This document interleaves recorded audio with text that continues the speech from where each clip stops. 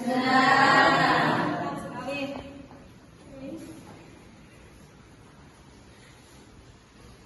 Rudia Dunia ada? Nita Rizky? Salsa? Naura? Iya. Oke, jadi untuk pembelajaran kita terkait dengan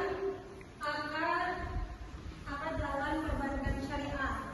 Nah, jadi punya tugas ya, punya tugas presentasi untuk presentasi yang sudah saya bagikan sebelumnya. Namun sebelum saya suruh maju, teman-teman yang punya tugas presentasi, kita sama-sama review dulu ya, review kembali materi di pertemuan sebelumnya nih. Kira-kira teman-teman masih ingat? Ya, gitu. Oke, bentar dulu pembelajaran kita terkait dengan akad jalan perbankan syariah. Nah, jadi punya tugas ya, punya tugas presentasi untuk presentasi yang sudah saya bagikan sebelumnya. Namun sebelum saya suruh maju, teman-teman yang punya tugas presentasi, kita sama-sama review dulu ya, review kembali materi di pertemuan sebelumnya nih. Saya mau melihat apakah teman-teman ini masih ingat nggak dengan materi sebelumnya. Gitu. Jadi materi sebelumnya itu terkait apa aja? Ada yang bisa? Oke, silakan. Rizky.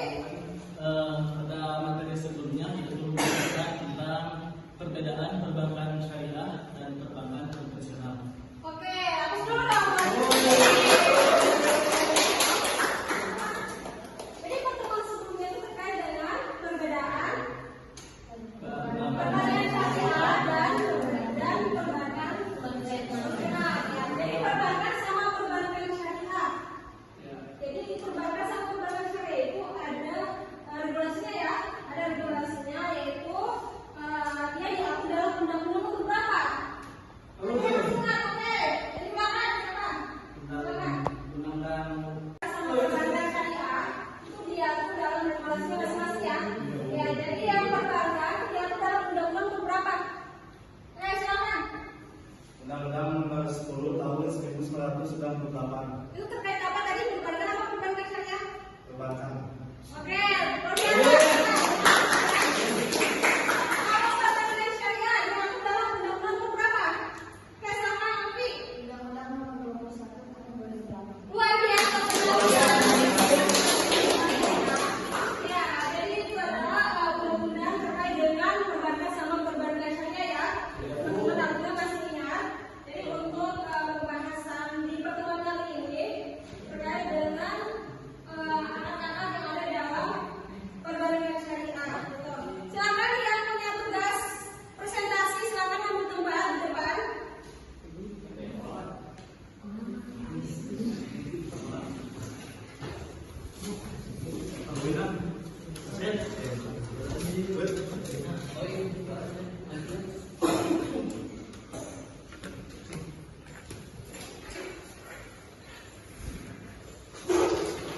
Assalamualaikum warahmatullahi wabarakatuh. Waalaikumsalam warahmatullahi wabarakatuh. Alhamdulillahnya kita pada hari Senin bisa dipertemukan kembali. Langsung saja ya. Di sini kami akan mempresentasikan tentang akad dalam perbankan syariah. Nah, nanti ada beberapa materi yang akan dijelaskan oleh pemateri dari kelompok kita masing-masing. Baik, terima kasih kepada moderator yang besar saya untuk menjelaskan materi di sini. Saya akan menjelaskan materi kita akad dalam perbankan syariah. Pertama kali akad mereka atau perjanjian mereka. Mungkin itu yang bisa saya sampaikan kepada moderator. Saya kembalikan kembali. Oke, mungkin dari teman-teman nih, apakah ada penjelasan lain tentang apa itu akad mudharabah? Coba diacungkan tangannya. Akad mudharabah itu seperti akad kerjasama yang dilakukan oleh dua belah pihak, yang mana salah satu pihak tersebut memiliki modal dan satu lagi memiliki skill atau pengelola, yang mana akan dibagi hasil itu 50 sama 50 di seperti itu. Terima kasih. Oke, untuk jawabannya cukup benar ya. Coba ada yang lain. Apakah ada suatu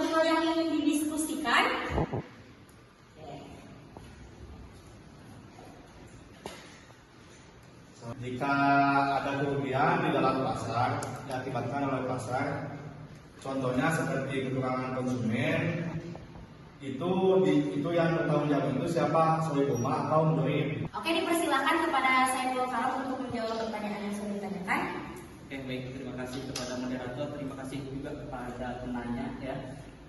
Tadi bagaimana ketika adanya kurang konsumen dan usaha tidak berjalan dengan lancar, siapa yang akan bertanggung jawab atas kerugian tersebut? Nah, perlu digarisbawahi bahwa dari penanggung-jawaban tersebut seharusnya sudah disertakan atau dijelaskan di dalam akad dari awal tadi. Nah, nanti dilihat bahwa biasanya kalau ternyata memang kurang konsumen, ya itu dikarenakan apa? Tergantung. Kalau dikarenakan memang karena adanya kelalaian, misalkan karena konsumen tidak suka terhadap penjualnya. Sekian dari kelompok kami, kurang lebihnya mohon dimaafkan.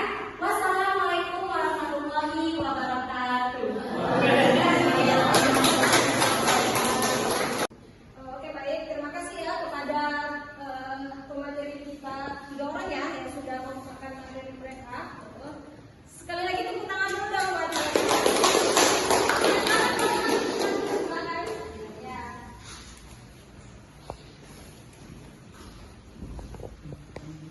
Jadi untuk pembahasan tadi terkait dengan akad apa aja sih yang ada dalam perbankan syariah itu. Jadi ada beberapa akad ya, ada beberapa akad yang ada dalam perbankan syariah. Salah satunya apa akad?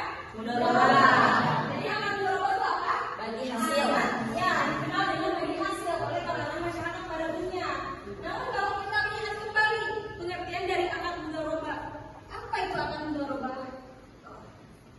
Nah, jadi akad mudharabah itu akad kerjasama kemitraan gitu antara siapa aja yang pemilik dana atau yang punya modal atau kita katakan yang punya uang nih, sama kerjasama dengan siapa? Dengan yang punya skill, dia yang mengelola usaha gitu. Jadi kalau kita lihat kembali di bahasa biasanya itu disebut dengan sohibul mal. Siapa itu sohibul mal? Jadi sohibul mal itu orang yang memberikan modal gitu. Nah, kalau yang mudharib dia itu yang mengelola yang misalkan nih ada 100 juta si Ola tadi. Ola dia punya 100 juta, dia mau berusaha nih, mau menjalin kerjasama dengan Karom itu yang mengelola gitu, pihak mengelola. Bedanya itu pasti ada kesepakatan siapa yang dapatnya 50, siapa yang 50 gitu. Jadi bebas kesepakatannya mau 30%, mau 70% itu bebas dari kedua belah pihak tersebut. Jadi akad itu harus di awal. Nah, jadi untuk yang mudharabah itu terkait dengan bagi ya kerjasama antara kedua belah pihak. Kedua belah pihak itu siapa aja ya, sohibul mal sama pengelola gitu. Nah, untuk rukunnya nih, ada rukun dari akad mudharabah. Rukunnya itu apa aja? Ada pelaku akad, terus ada objek akad, dan juga ada sigo gitu. Nah, untuk pertanyaan tadi ya, pertanyaan yang disampaikan sama teman kita ya, teman kita. Jadi, misalnya nih, jika ada kerugian antara yang kedua belah pihak ya, yang pengelola sama yang pemilik modal. Nah, misalkan perjanjiannya itu dalam akadnya itu 30 hari. 30 hari itu mereka melakukan akad gitu. Nah, setelah 30 hari itu harus ada pembagian, keuntungannya berapa gitu. Nah, di dalam proses berusaha ada kerugian nih. Itu kerugiannya itu karena pasar gitu ya. Karena pasar, terus siapa yang menanggung kerugian tersebut? Gitu. Jadi yang menanggung kerugian tersebut adalah siapa? Yang punya modal gitu. Yang punya modal, dia yang tahu semuanya. Kecuali dari ini yang sohibul mal. Betul ya? Kalau terjadi kerugian karena kelalaian mudharib yang mengelola, berarti yang ditanggung siapa? Bukan sohibul mal ini, tapi mudharib, dia yang menanggung karena kelalaian. Misalkan nih, dia nggak bertanggung jawab dalam sebuah usaha ya, sebelum usaha itu ada kelalaian dari mudharib, artinya dia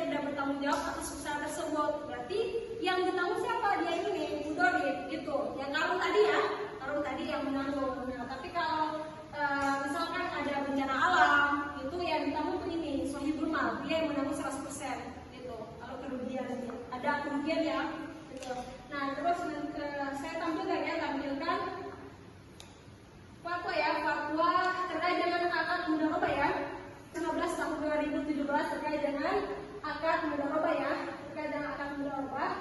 Nah, ini sudah saya nisbah dalam mudharabah. Untuk pembagian hasilnya itu, jadi dibagi dua ya, dibagi dua antara yang pengelola sama yang pemilik modal tersebut gitu ya.